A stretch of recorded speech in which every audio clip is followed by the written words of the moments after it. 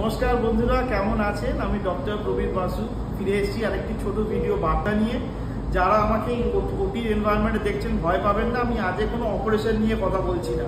আজকে আমি একটা খুব ইম্পর্টেন্ট ডিসকাশন করব কম বয়সী ছেলেদের, যারা সবে মাত্র দেখুন এই 14, 15, 16 বছর বয়সী ছেলেরা, তাদের কিন্তু অনেকেই অজান্তেই নাইট ফলস হয়ে যায়, এটা আমরা জানি। নাইট ফলস জিনিসটা খারাপ না, এবং যারা নাইট ফলস নিয়ে আরও জানতে ইচ্ছুক তাদেরকে আমি বলবো যে আমার প্লেলিস্টে এটা নিয়ে একটা বিস্তৃত ভিডিও আছে।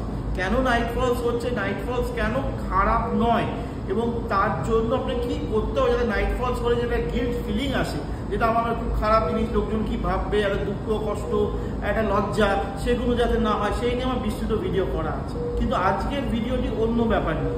আজকের কথাটি হচ্ছে যে এই যে কম বয়সী ছেলেরা যাদের সার্কামসিশন হয়নি, সুতরাং যাদের ফোরস্কিনটা পুরো ইনট্যাক্ট আছে, তাদের যে নাইট ফলস হচ্ছে তারা কিন্তু বুঝতেই পারছে না। তারা যে সকালবেলা উঠে এই ফোরস্কিনটা টেনে জল দিয়ে একটু ধুতে হয়, সেইটুকু যারা জানেন না, তাদের জন্য আমার একটা খুব বিনীত অনুরোধ, যদি না করেন সেটা কিন্তু পরবর্তীকালে penis hyper sensitive glance penis হতে পারে। এবং আপনারা অনেকেই কম বয়সী ছেলেরা 20 বছর 21 বছর ছেলেরা জানেন, আমার কাছে আসেন অনেকে এই প্রবলেম নিয়ে।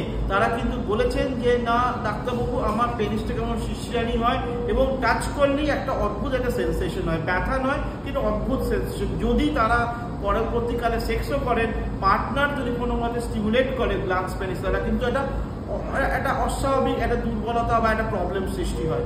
সেই জন্য আমার এই বলা যে আপনারা যাদের এই কম বয়সী ছেলে বিশেষ করে, তারা তো খুব একটা ওকে বলবেন, কিন্তু আমি খুব খুশি যে তারা আমার ভিডিওগুলো দেখেন। কিন্তু আমার তাদের প্রতি একটা অনুরোধ রইল যে যারা দেখেন তাদের 80% কিন্তু আমার চ্যানেলটা সাবস্ক্রাইব করেন না।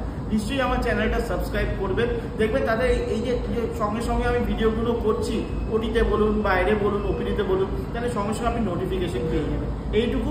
সুতরাং আপনার ক্ষেত্রে একটা খুব ইম্পর্টেন্ট মাত্রা, যদি নাইট ফলস হয়, সকালবেলা ঘুম থেকে উঠে চান করবার, পটি করবার সময় যখন যাবেন, তখন পেন্সিল চামড়াটা টেনে একটু জল দিয়ে ধোবেন, ধুয়ে আবার পেন্সিল চামড়া ব্যাক করে নেবেন।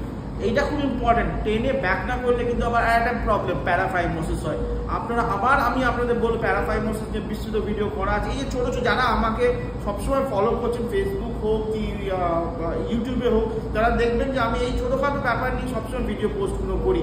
এবং যারা এই ব্যাপারে দেখুন, এই ব্যাপারে সচরাচর কথা হয় না, তাই না? সুতরাং সেই নিয়ে কিন্তু আপনারা সবসময় ওয়াকিবহাল হয়ে যান। Awareness is very important. আজকে এইটুকু রইল। যারা আমাকে দেখাতে চান, কনসালটেশন করতে চান, তাদের জন্য আমার মোবাইল অ্যাপটি, যেটা আমার গুগল প্লে স্টোরে আছে, সেটারও লিঙ্ক দিয়ে দিচ্ছি, এবং আমার চ্যানেল, আমার চেম্বারের অ্যাড্রেসটাও দিয়ে দিচ্ছি। আজকের জন্য এইটুকু রইল। নমস্কার, সুস্থ থাকবেন, ভালো থাকবেন।